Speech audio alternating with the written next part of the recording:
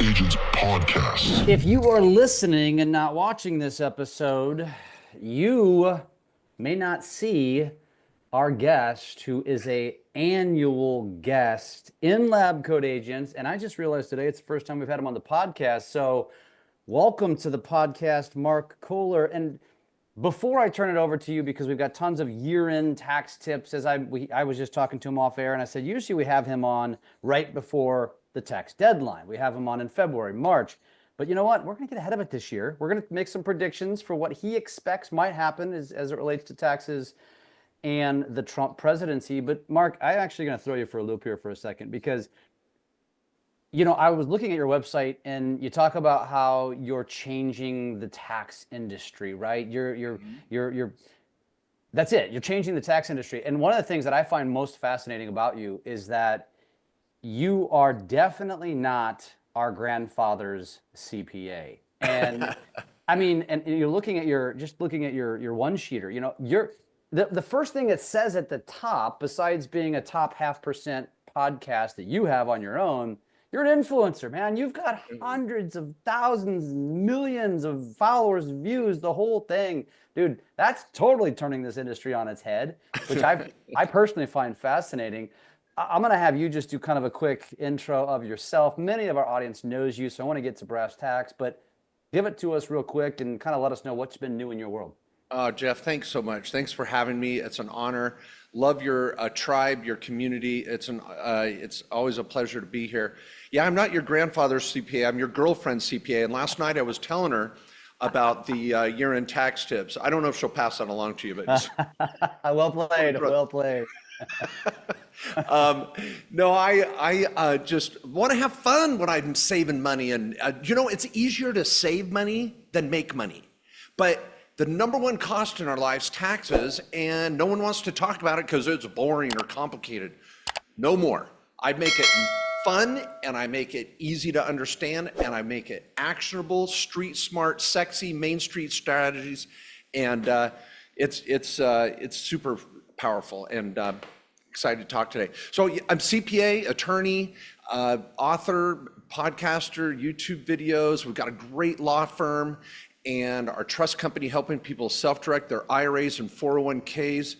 And the biggest mission of mine now, and it's really culminating, is to be my life's work in this 25th year. I know I look like I'm in my 30s, but 25 years in the industry, is I'm now training other CPAs, enrolled agents, accountants with a certification program where I take all the strategies I've ever learned and combine it with our tribe and community and everything they've learned. And this certification is changing the industry. So many accountants are leaving because they're burned out. Enrollment's down in college, universities, and accounting programs. And it's sad. It's on fire. And I'm running into the building. I want to help accounting be great again. And then we're going to do it, man. It's going to be good. No pun intended there. No way. I love it, man. I love it. And let me ask you this. If I had interviewed you, let's just say probably about 10 or 15 years ago, would you have been able to manifest or predict that you would be doing the things that you're doing today, which is probably less, punching a calculator and more talking to a camera? It was my dream, and I was talking about it. 10 years ago, I was saying I want to be number one in the country in tax and legal, helping small business owners, and now I can confidently say I am. And I say that with complete humility and gratitude, and I'm so fortunate to be where I'm at now. But I wanted to be. I was on YouTube 15 years ago with my teenage son and a camera, in the garage, hey man, listen to my tax tip. So I was trying and I wanted to be, but it's really a blessing that I'm here now and able to impact so many people, because it's tough out there trying to make ends meet, trying to pay the bills. Taxes kill us. A lot of what this last election was about was our economy and the tax code, and people are hoping for something good, something big. But you know what? You got to know how to play the game. Don't hate the player. baby. Just learn the game. And I'm here with the rule book. That's right. Well, let's just dump right in because, again, as I mentioned, we usually talk to you before tax time, not before the end of the year. So this is a slightly different conversation because we are, at the time of this recording, it's the week of Thanksgiving. You've got plenty of time to prepare. So where should we start?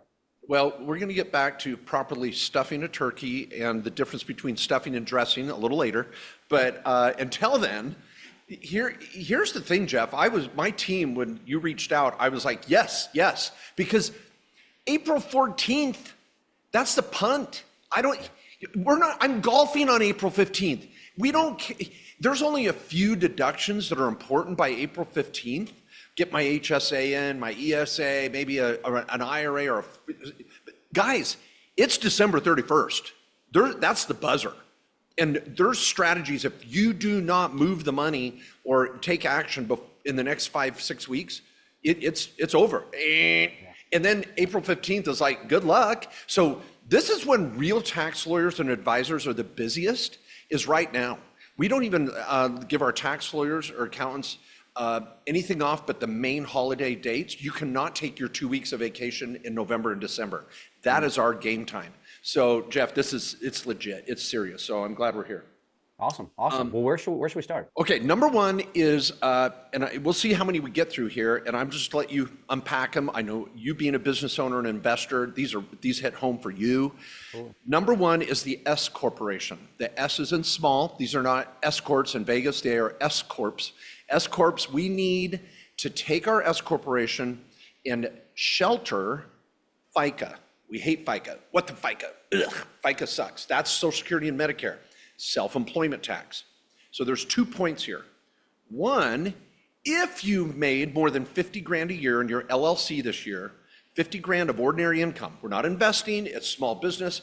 There's over 50 million side hustles in America now where you're getting a 1099. People, that's a gateway drug. That's awesome. Freaking give me something to work with. You got a 1099? Awesome. But if you're gonna net over $50,000 in small business income, think 5 grand a month, something like that, we are going to want to convert you to an S corporation. So you can take your LLC right now in the next 5 weeks and backdate it into an S corporation if you do it right. So it's effective as an S corp for the entire 2024. It's super expensive. We charge $250. I mean, that's what you should be paying your accountant or lawyer to do this. If they know what they're doing. So very easy to do. And remember people, LLCs do not save taxes. They don't. I've got to make it over to the S corporation. And then step 2, for all of you that already have an S corp, and if you make this retroactive S election, you've got to take a reasonable comp. It's a little bit of a salary. I don't care about a paycheck. We're going to do a report in the first week of January called a 941, and you're going to peg your payroll for the year. So if I made 50 grand, I might take 25 grand as W-2 and 25 grand as K-1 pass-through.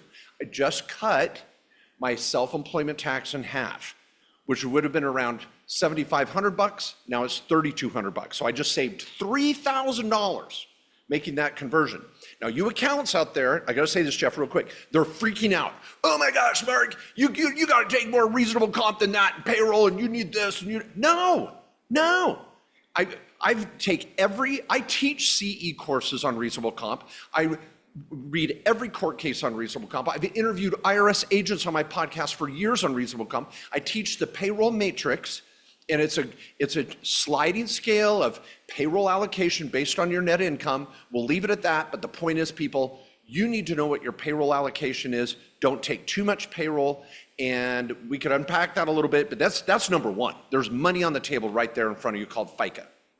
Let's unpack for a second. So let's just use the example you gave, which was 50 grand. Now, if you take 25 of it as a W-2, there is some tax implication there, right? I mean, not only to you as the receiver of the income, but also as the company. Is that correct? Yeah, but let's think of it like you were selling something online, you make 50 grand, okay? So you're an LLC, you brought in 75 grand, you spent 25 grand on expenses, cell phone, home office, auto, travel, blah, dining. Okay, you net 50. That's what we're talking about. So 75 gross, 25K in expenses. You net 50 grand. Many of you would put that on a Schedule C, as in Charlie, on your 1040. 50 grand. You're going to get income taxed on 50 grand. But you're also going to pay self-employment tax of 15% on that 50,000. That's 7,500 bucks. So when you do the S Corp, you're now going to file a corporate return. You're going to take a write-off for paying the number one employee, that's you, 25 grand.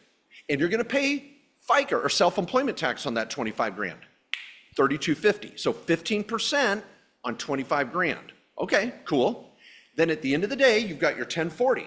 Now you have 25,000 of profit from your corporation and 25,000 on a W-2. Well, the 25,000 in profit from your corporation does not pay FICA.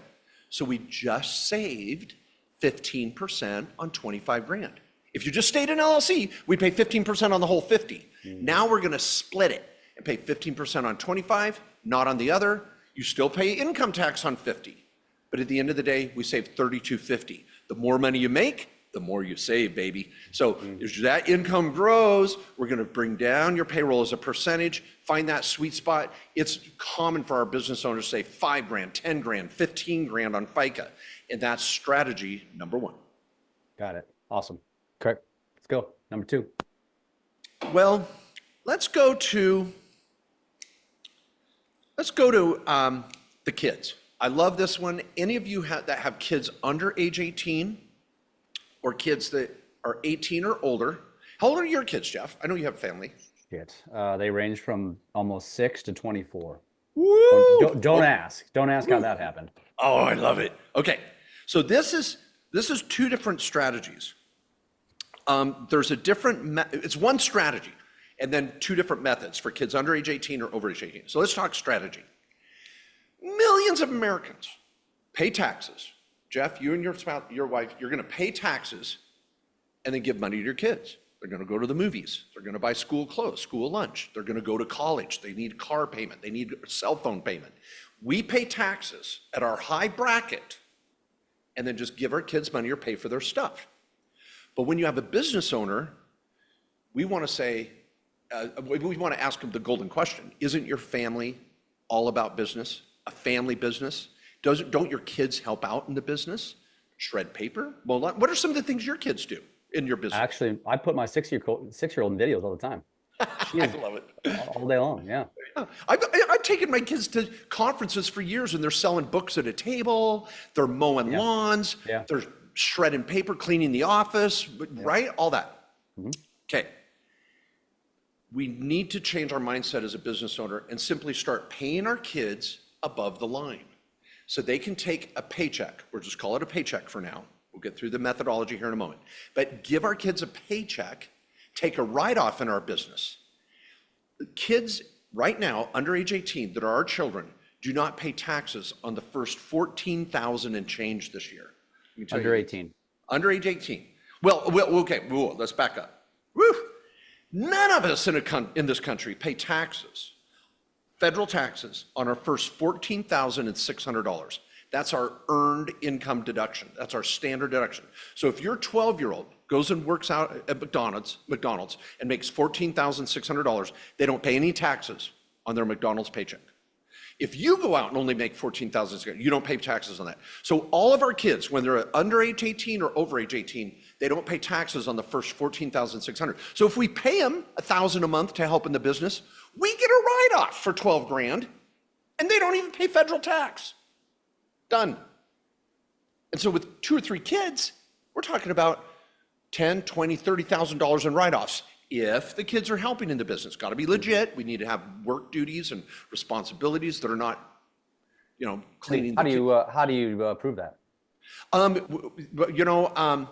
Good records of just a journal, or maybe at the calendar or the checklist of what they do, having it handy. And here's the beauty of this. In 25 years, I've never, ever, ever had a client audited where the IRS agent ever even wanted to see what the kids did. I'm gonna knock on wood. I'm gonna knock on wood for you. Well, yeah, but here's the thing. This is the American dream. This is small. If the kid that works in the deli in New York City after school, the kid that works on the Oklahoma City farm on the cornfield, the kid in Idaho potato field, the kid that works for a realtor in San Diego putting stakes in the ground on the weekend for the signs. This family bit.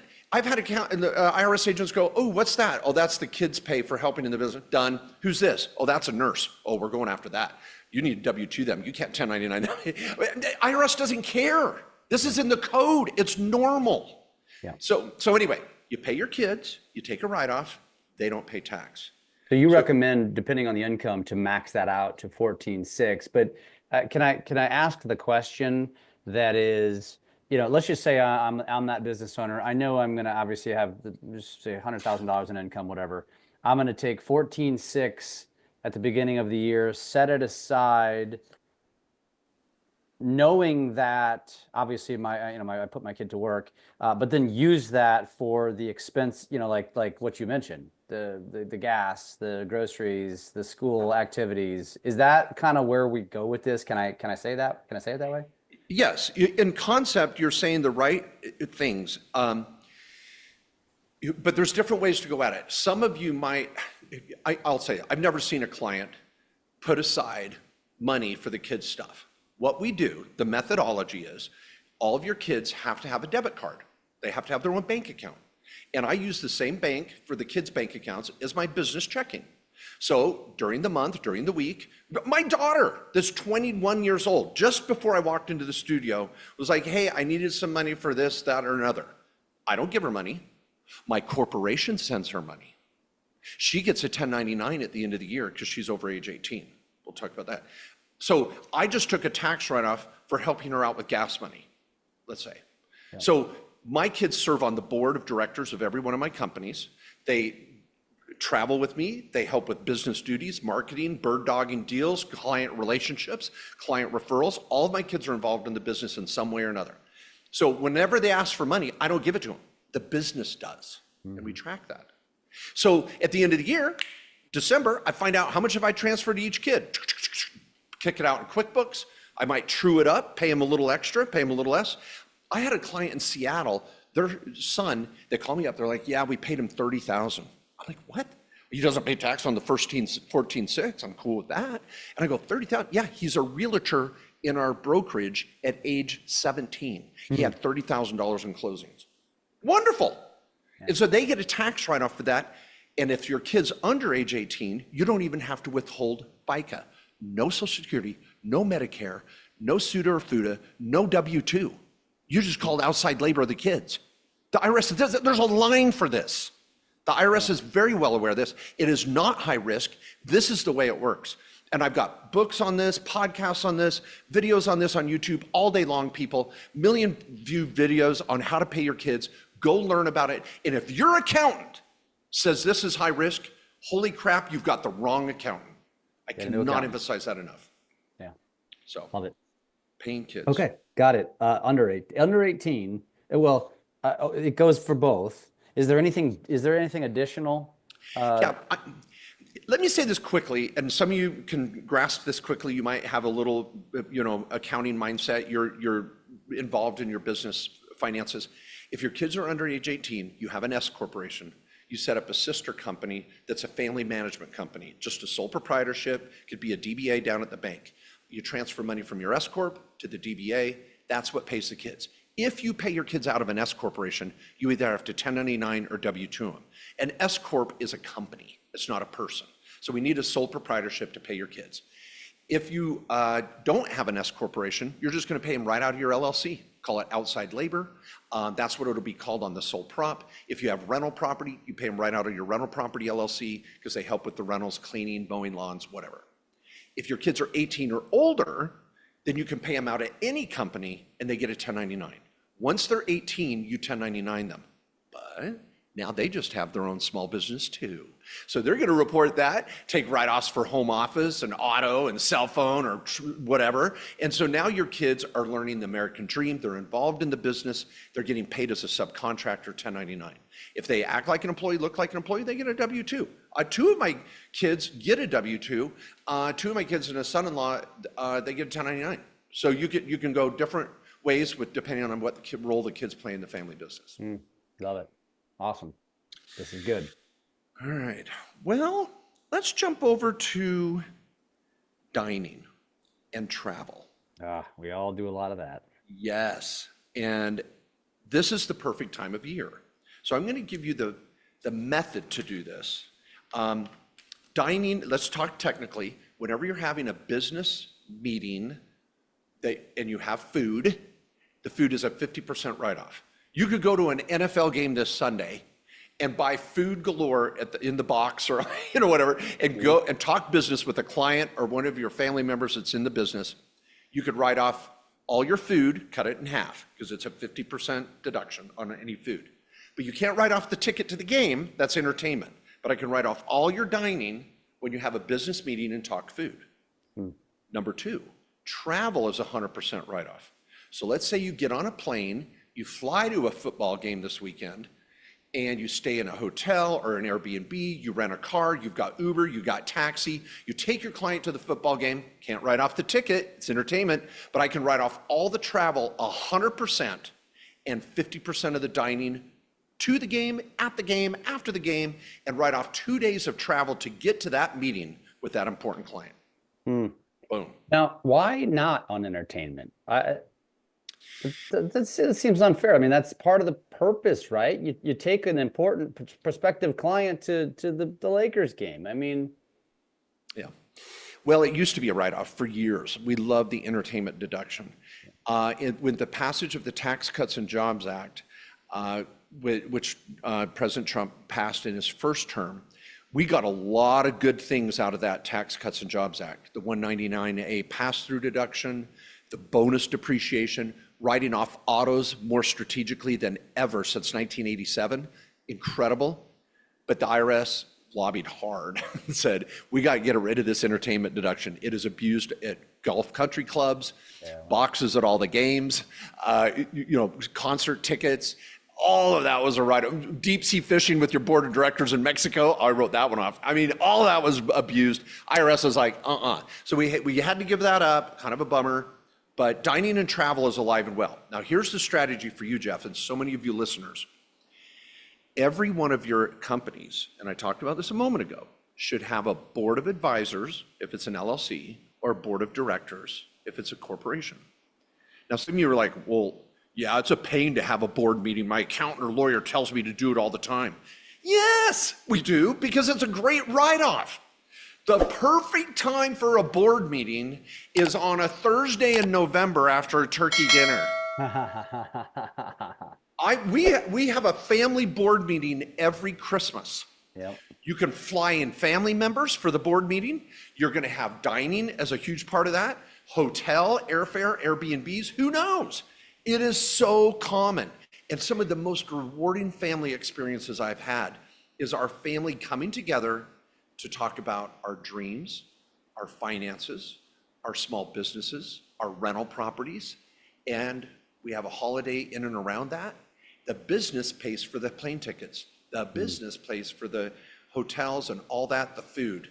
And the turkey and the stuffing and all that stuff. Absolutely. Son of a gun. My corporate card paid for the turkey that I picked up yesterday. Damn it. I mean, so, and here's the thing. When you have your annual board meeting, you are also making your corporation or LLC more asset protected. You're doing those annual minutes. You're writing down listed transaction strategies that need to be in there for an IRS audit.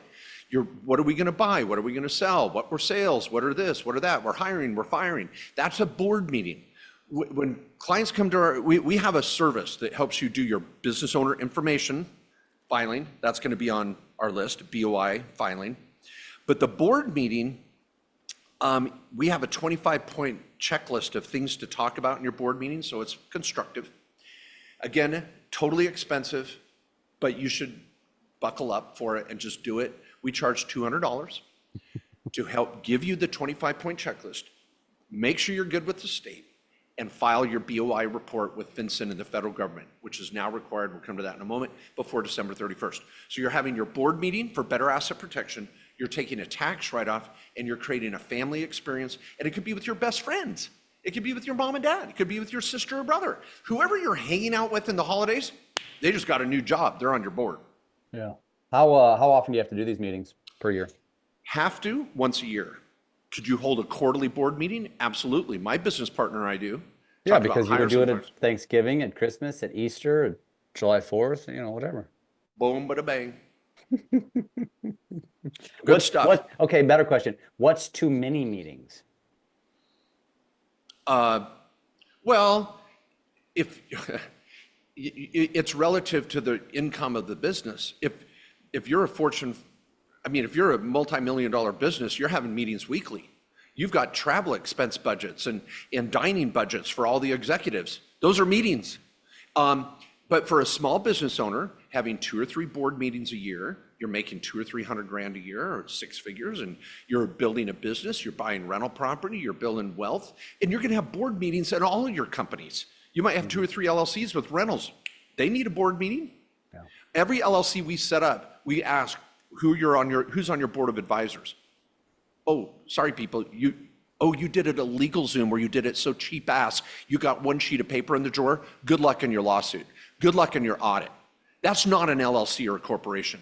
You got to gear up and do it right. And that's an actual corporate book, minutes, bylaws, or operating agreement. And it's a tax write-off, for crying out loud. Yeah. Take advantage of it. Yeah. Awesome. Love that one. Okay.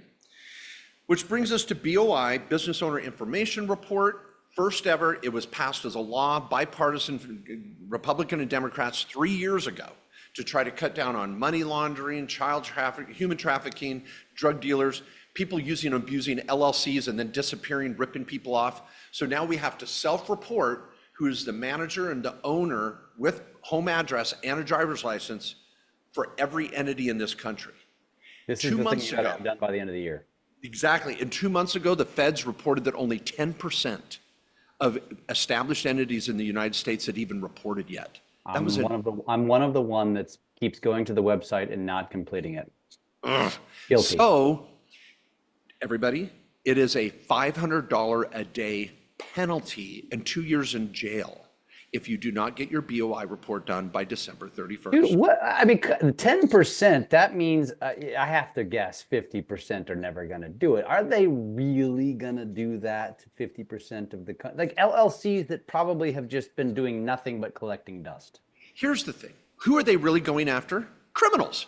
And you're damn straight, this is another stick that they can hit a criminal with when they hide behind an LLC and launder money or traffic fit children.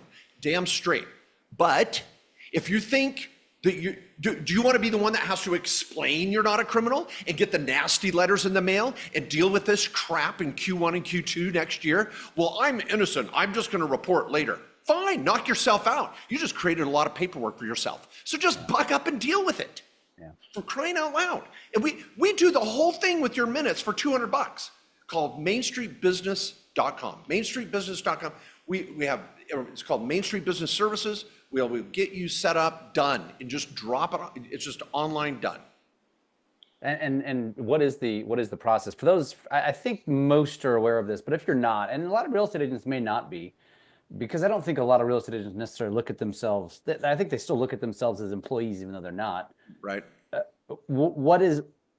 How time consuming is it to fill out this filing or whatever you call it? If you know what you're doing, you can do it in 15 minutes or less. But for the average realtor who is about relationships and communication and sales and cranking and moving 100 miles an hour, which I love, you can tell that's my energy.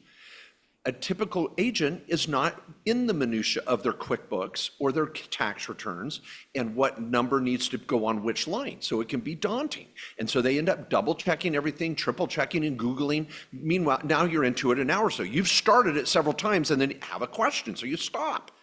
But what it is, it's called FinCEN, Financial Crimes Enforcement Agency. FinCEN will take you through the process on their website. You would need your driver's license, your home address, your company name, who are the owners and the managers. You input all that, done.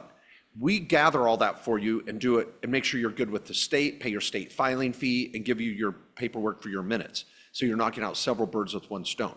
But you can go do it yourself, everybody. Do all of that yourself. But do the three things. Do your FinCEN, do your state, and do your minutes. And that's how you maintain your company. Yeah. Got it. Is there a cost? No, the feds don't charge you. Got It's it. free. Just got to do it. So no tax involved. It's pretty straightforward.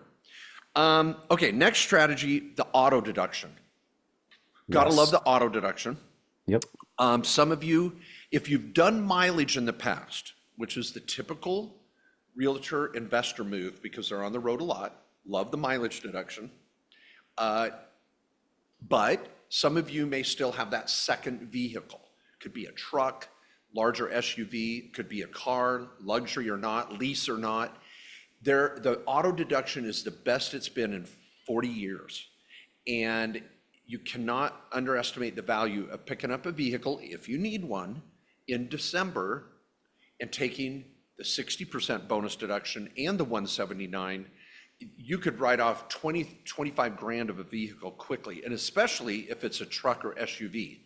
There's a lot to be said there. You want to do your research. I've got, again, articles and podcasts and videos on it. But if you are in the market, I hate to see a client call up on December 31st, and I always get a call, hey, I'm down at the dealership. Should I buy an F-150? I'm like, do you need one? No, but I want a write-off. I'm like, oh my gosh, stop. So don't let the tax tail wag the dog. But the auto deduction's great. You don't even have to put any money down.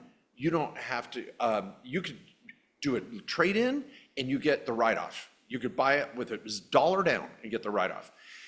And that goes for any equipment. Any of you need the computers, a new phone, printers, any equipment at all that might be helpful in your rental business, equipment over at Home Depot or Lowe's, go pick that up in December and take the write-off. Even if you put it on a credit card, you get the write-off and then pay off the bill in January 1st. Yeah, I mean, nowadays, your video equipment, tripods and stabilizers and drones and all that kind of stuff, which we're buying for our business. Oh, totally. It's so important. Okay, next. Oh my gosh, and I don't know how many we're going to get through here. I'm going to throw down the solo 401k. This is one of the best strategies for a realtor or a real estate investor because they don't have a lot of employees. So you can go and create that solo 401k, defer money or do a Roth, and then also put in your company money as a match and even an after-tax contribution that could be Roth money. Now, I know that may have sounded like a mouthful, but the average American can put away $7,000 or $8,000 in an IRA. We can all do that. We can put it in an IRA or a Roth, and I challenge all of you to do that. We're going to come to another strategy here in a moment. But the solo 401k allows you to put away 5 times that, 6 times that. We can put away over $70,000 in a mega backdoor Roth IRA on the back of a solo 401k. So if you have an S corporation, you're a realtor, you're making some good money, we put that money in a solo 401k and you go buy a rental with the solo. You go buy crypto with the solo. You can invest that 401k in whatever you want. We've talked about it here before, Jeff, and I know you do all the time. Self-directing your retirement account is so powerful, and the real estate investors out there get it, and they're deploying their retirement accounts in real estate, and it's unbelievable. Yeah. If you want a solo, you have to set it up before year end. If you want to take an auto deduction, you have to buy the auto before year end. If you want to take a board meeting, dining, travel write-off, you've got to do it before year end. If you want to pay your kids, you actually have to pay them before year end. If you want to do the S Corp, you actually have to do it before year end. See, these are strategies I can't do in January, February, March, or April. Yeah. They're over. Yep. Okay. And now you're just doing it for the following, or for the year you're in. You're doing it for 2025 at that point. Yep. And this is going to air before the 30th, right? People are going to. Yeah. Yeah. It'll probably air in the next week or two. Okay. Because December 1st is Sunday, right after Thanksgiving. Mm-hmm. It's going to play into another major strategy. And this is important on several levels. Healthcare planning. Oh my gosh, there's 3 strategies here. Let's hit HSA first. The health savings account is the best kept secret in America. I literally just did a podcast of 15 reasons why the HSA kicks ass. I mean, the health savings account is amazing. It's a front page tax deduction. AGI doesn't come into it. You never phase out. You can pull the money out immediately for any medical expense at any age. You can even reimburse yourself for medical expenses you spent 3 months ago, whatever, 3 years ago. The HSA is incredible. You can invest it in anything you want. My HSA owns a rental property. My HSA owns crypto, which has been flying. Whew. So health savings accounts are amazing, but you have to have a high deductible plan. And it's medical enrollment time right now. Health insurance enrollment is right now. And if you go to healthcare.gov and enroll in your insurance plan before December 1st, you can take the deduction for the entire year of 2024, even if you don't put the money in until April. Oh, by the way, on that solo 401k, you don't even have to put the money in until next year, but you have to set it up before year end. So the HSA is super powerful. I love it. It's a great strategy, and you got to deal with it right now during healthcare enrollment in the months of November and December.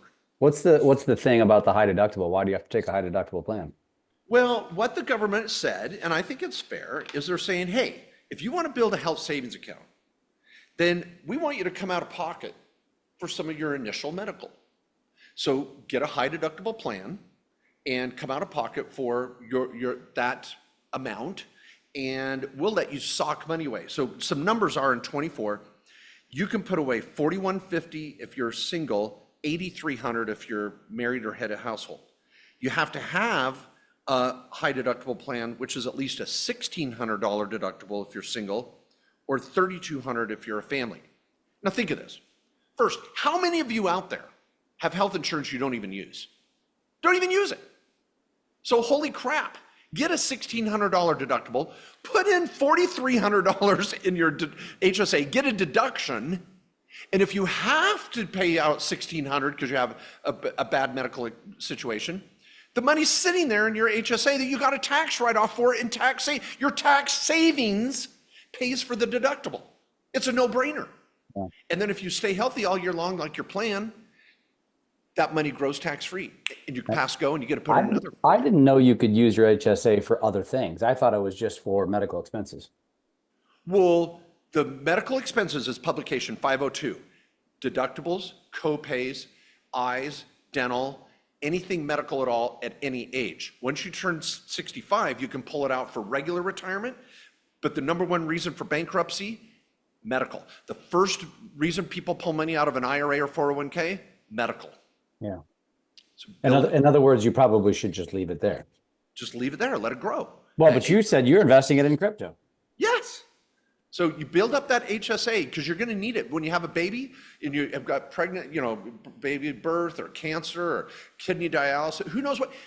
The estimates are now that when you turn 60 years old, you're going to have over $400,000 in medical before you die.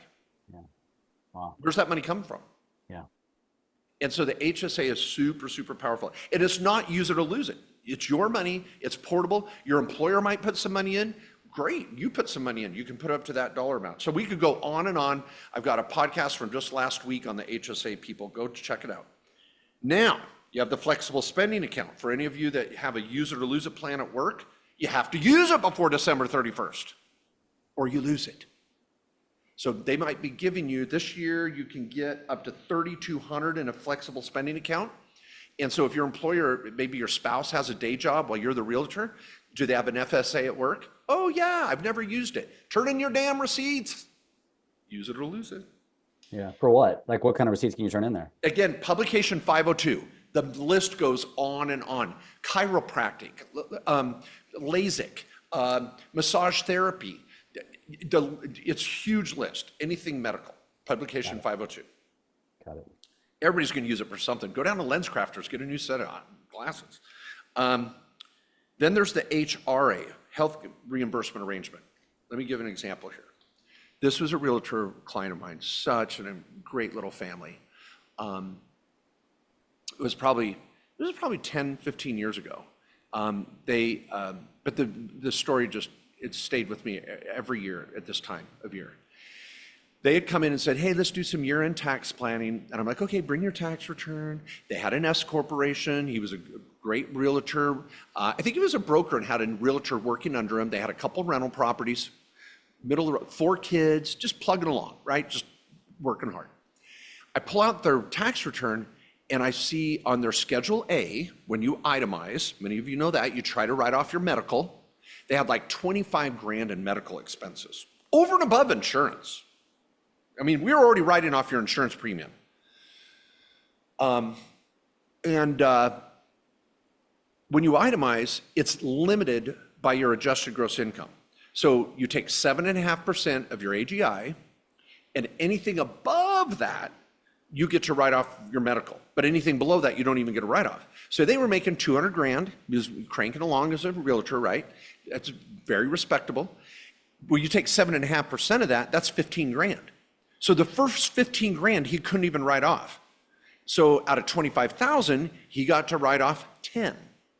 So 15,000 was left on the table. And a lot of people don't even keep track of their medical anyway, because they know they can't write it off.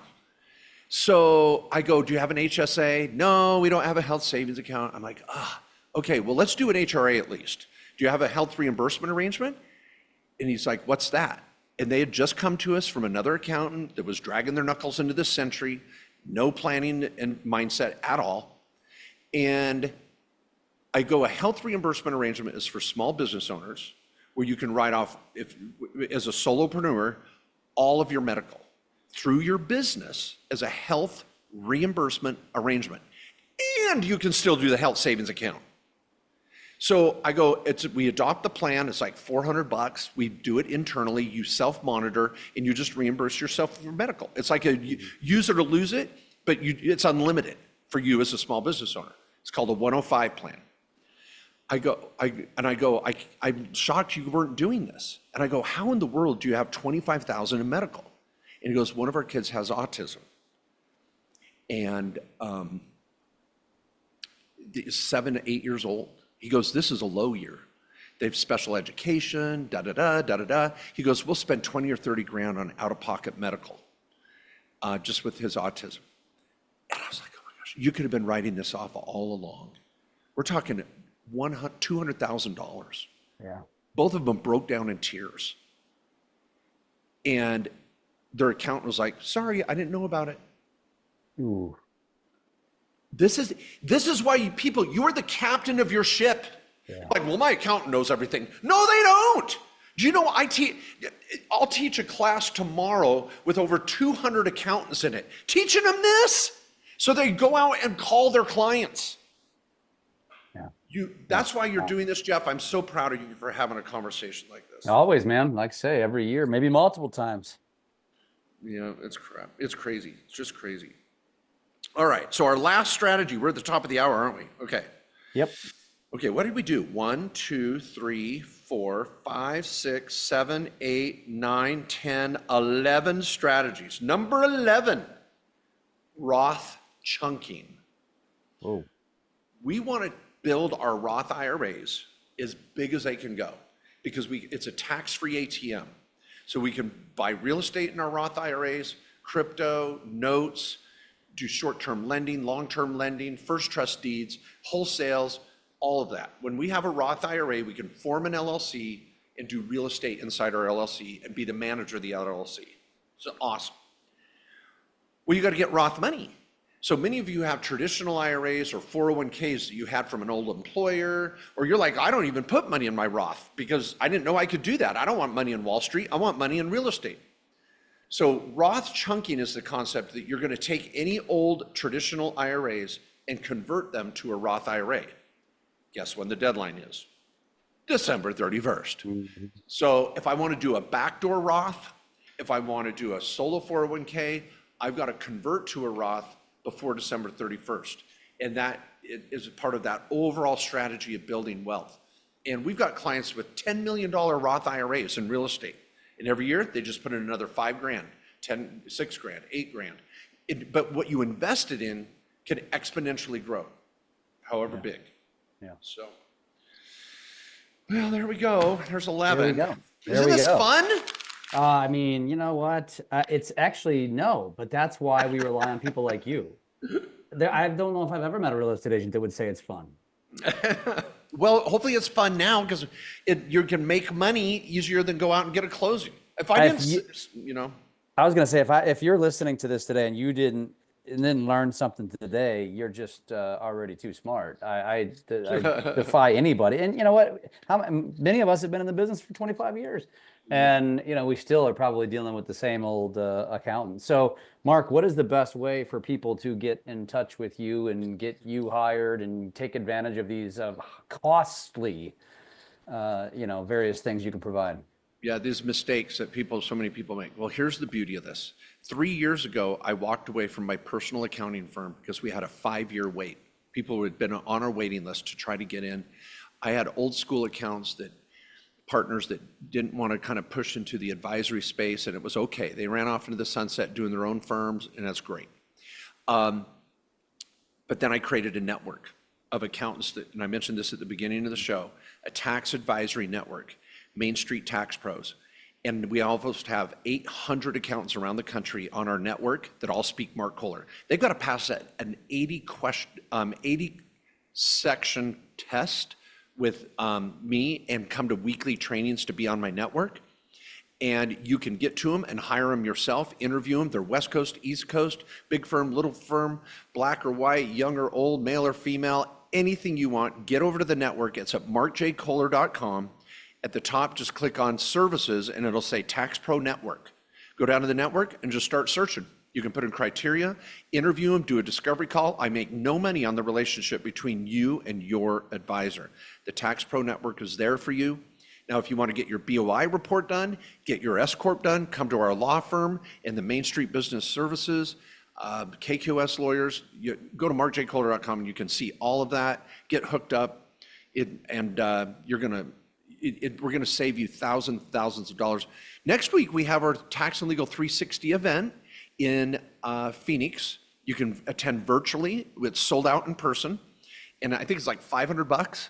And we've got a flash sale on there right now for Black Friday and Cyber Monday.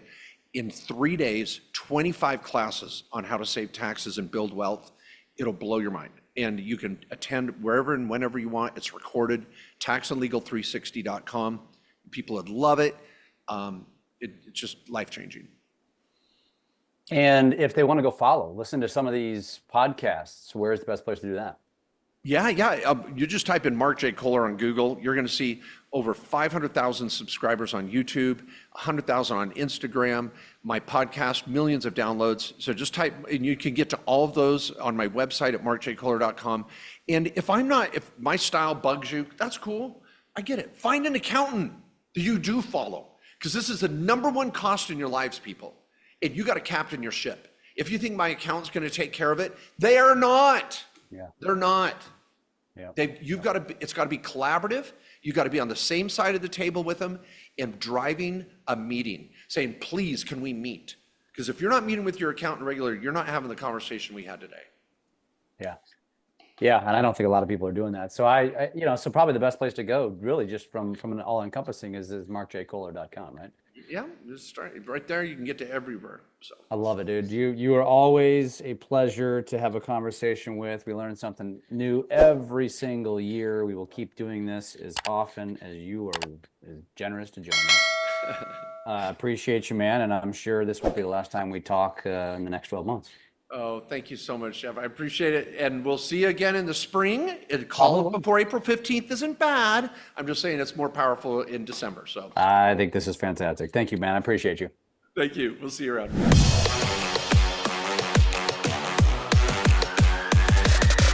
Lab Coat Agents Podcast.